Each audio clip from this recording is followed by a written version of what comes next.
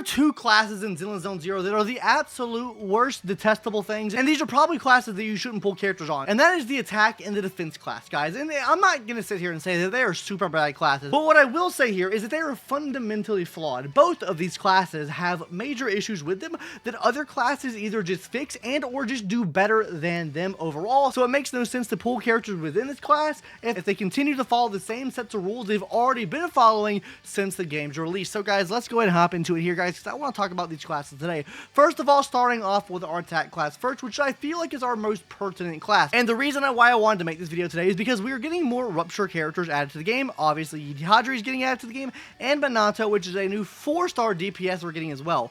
Both of these characters are in the Rupture class, obviously, and both of these characters will outclass 99%, 90%, 95%, a fucking big-ass number, percentage, over our attack characters, just because they are fundamentally better. But let's go ahead and hop into it here first. I want to talk about what the similarities are first, then we can talk about why these classes outclass. So guys, let's go ahead and talk about the comparison between Anomaly, Attack, and Rupture here. First of all, they all scale off of attack. Now, when I say Rupture scales off attack, I mean the sheer damage bonus will scale off of attack, 30% of it. So obviously, these are like a lot better categories for scaling off attack, but it is still an option to get an attack buff for these characters here. Now, we will talk more about the HP scaling later on. They all scale from damage percentage as well, meaning they can all get damage bonuses.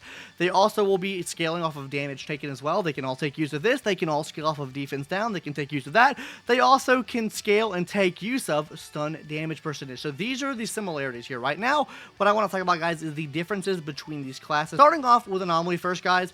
Where Anomaly starts to stray here, guys, is actually in the Anomaly Proficiency department, because you can look at the damage flow here, right?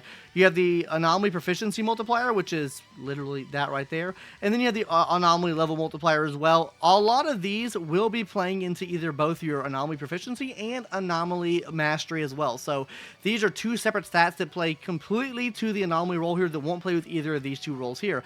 But as you can see here, guys, Attack and Rupture both still scale off of crit rate and crit damage. So literally, these are both crit-oriented DPS. So hopping into our next point here, which is going to be a difference between all three. Yes.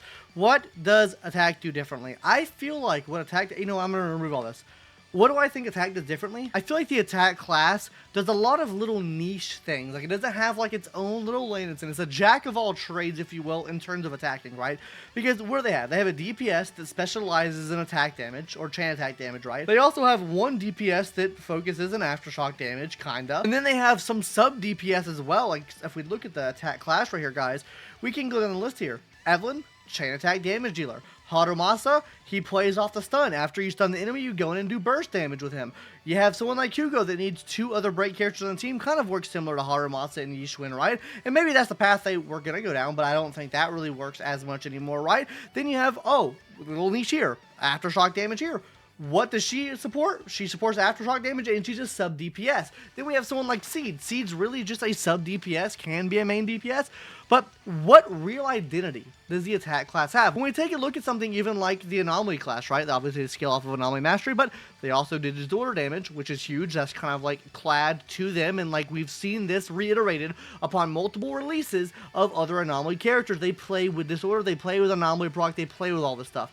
Every single release of an attack character we've seen so far, they have done something differently, and they haven't gotten much support for that thing. Let's move over here to Rupture, though, right? And this is why I think it's going to be the future of the game. First of all, sheer damage bonus. We've seen this across the next three characters coming out, really, right? For Rupture. They all do sheer damage, which means they're converting HP, which they're scaling off of HP right here, guys.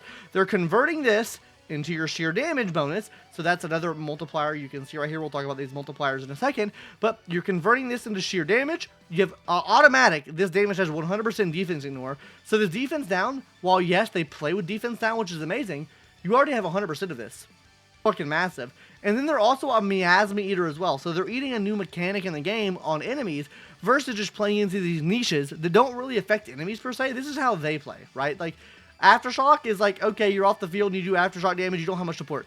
This right here is already, guys, already. Rupture class has 2 more DPS coming. What else have they gotten? Defense character, Pandayun, which can work on teams for giving sheer damage bonus.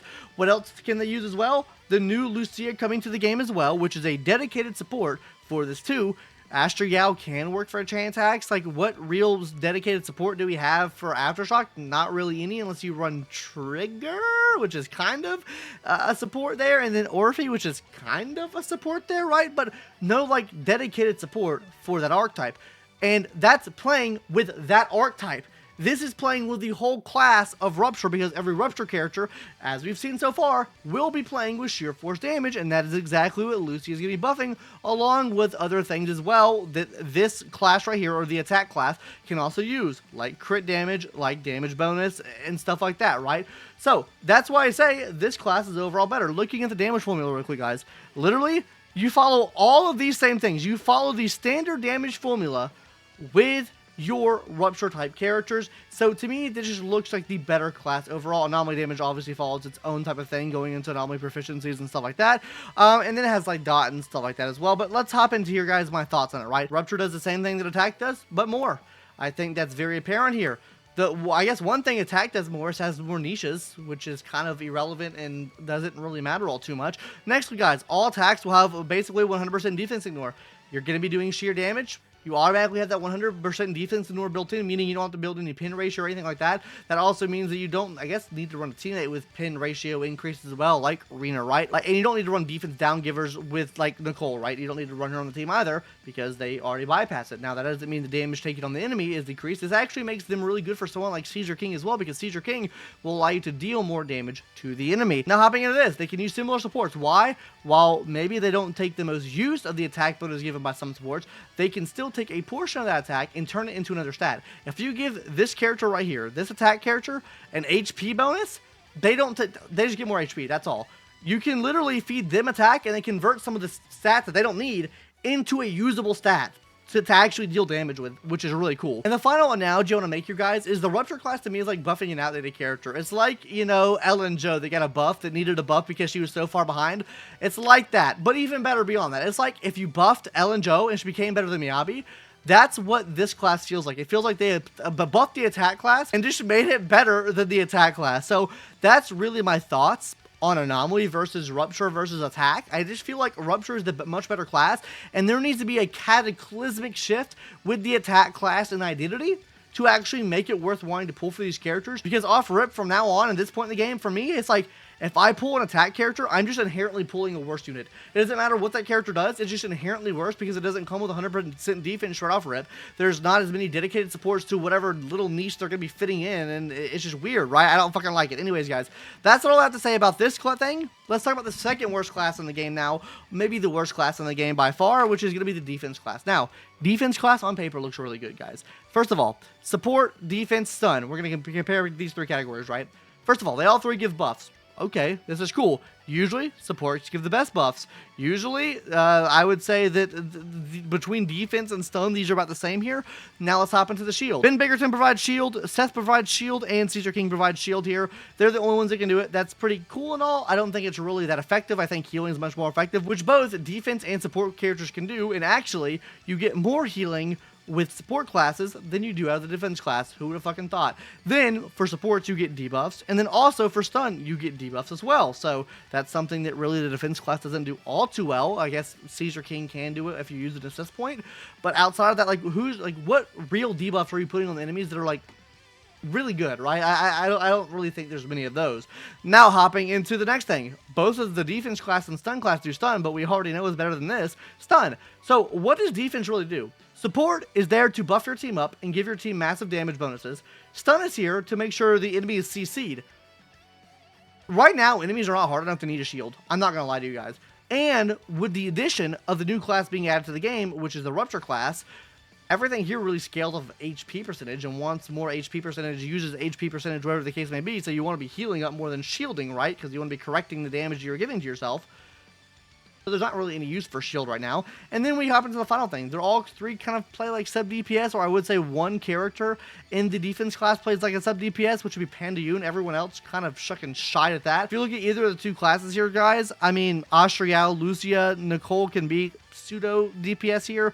Yuzuha can be pseudo DPS here. Australia can be pseudo DPS here. Looking at the stun class, obviously Polkra can, Trigger can, Jufufu can. They kind of have that one. They have one character here that does that. So let's go ahead and hop into my thoughts now on this, guys. First of all, guys, the defense class is a jack of all trades, master of fucking none here, because literally each of these two classes does all of these things practically better other than shielding. So what point is there to pull a defense character if they're just going to be outclassed by a stun counterpart or a support counterpart that probably does either buffs or support or both together better than they can already do? It looks better on paper, but it's really not. Lacks additional ability support. The biggest thing with defense class, guys, is if you look at most DPS in the game, let's just choose a random DPS. You know what, guys? Let's just go to Miyabi, for example, right? Miyabi, she works for support character and same faction. Okay, that's cool. Let's go to a random attack character now. Let's just say Evelyn, right? What does Evelyn work with? She works with stun character and support character. So stun and support she works with, not defense character. You know the only character that works really with defense characters, guys? Named defense characters, Yi Xuan, because they had to add it. She's the only character in the game, I believe, in an attacking role or in a DPS role that has an additional ability that supports 3 different things, that being stun, support, and defense. So already down bad there. If they added this in to other classes, maybe it wouldn't feel as bad, but it's a lot harder to get additional abilities off when you're running one of these characters on the team because it feels like a wasted slot. Shields are not that good, as we mentioned before, and healing is better from the support role. Like, what really does the defense class have? I don't know, guys. Genuinely. That's why you see them when you look at the tier list so low on this tier list here, because they don't have matchups in teams. They don't, like, synergize super well with teams. They provide shields, sure, but they don't really help out with the current metas in the game, which is HP and Anomaly. They also are not going to be helping out with, like, the best buffs in the world. Like, sure, Caesar King gives it 1,000 attack buff, but, you know, Shokaku can also do that as well.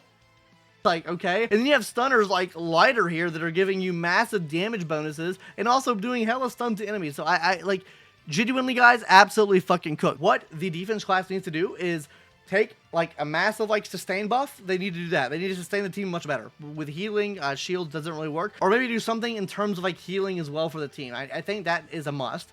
And I also think it has to have some stun and some break. I think it has to sit somewhere in the middle there. That is how I think you would reinvigorate the class, because then it becomes kind of a jack of all trades that makes more sense because it can be put in more situations. With the attack class, what do you have to do? They need to form a fucking identity. That's what they need to do. Stop running this bullshit of, oh, this character can do chain attack. Oh, this new character can now do aftershock.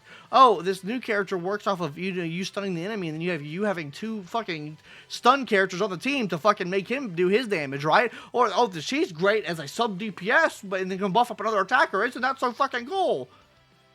Pick a fucking niche and stick to it, goddammit. That's what they need to do, okay? They need to, you know, either give every attack character Aftershock and then run with it and give it a broken buff. I think Aftershock needs a big buff. Or give it chain attack damage. Fucking combine them, bitches. It needs to do something to make it worthwhile to use these characters, because when we have characters like Rupture, they have a whole additional scaling within their kits. They can use a fucking stat that's not even necessary. And they can also, on top of this all, go and like, oh, we're gonna fucking ignore 100% defense. We don't need your defense ignores or pin ratio. Yeah, fuck yeah, we fucking win. Winners win here, bro. And then they obviously scale off the same things that you do for your damage formula, so it needs to do something different. I don't know what the fuck that's gonna be, but it has to do something different. I think it would be cool to see the attack class do something in relation to the toughness bar. I think Hugo's a great example of, like, hey, stun meter has this much, and you're gonna do this much damage instantly like that to the enemy based off the stun meter. Do something with the stun meter. That would be cool, maybe. Fucking really cool, maybe. I don't know. Things need to change, though, because these classes are ass, and I genuinely will not recommend you to pull for any attack character or any defense character in the future until they fix these fundamental flaws, because they're just going to be fundamentally flawed when they come out. It's just like on a fundamental level, guys. Anyways, that's going to do it. That's my rant, and I'll see you guys later. Bye-bye.